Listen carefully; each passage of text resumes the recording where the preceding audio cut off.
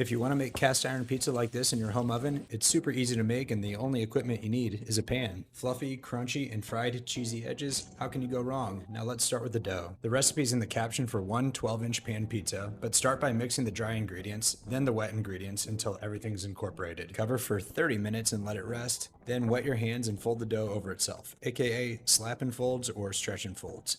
Repeat this every 30 minutes until it passes the window pane test. You can store your dough in the fridge for up to 3 days, or you can immediately oil it and start pressing it into your pan all the way to the edges. Cover and let it sit for an hour, then press and dimple the dough thoroughly one more time so we get an even bottom. Now cover it and let it rise for 3 to 5 hours, then throw into the oven at 500 degrees for 8 to 10 minutes.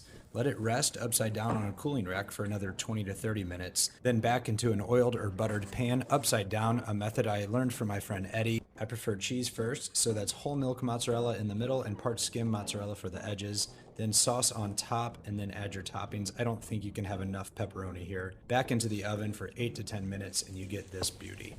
Let it rest for about 5 minutes in the pan so the cheesy edges can harden, then onto a rack for a few minutes to keep the bottom crunchy. Dress it up with Reggiano and basil. Get yourself a cool ass slicer like this and enjoy.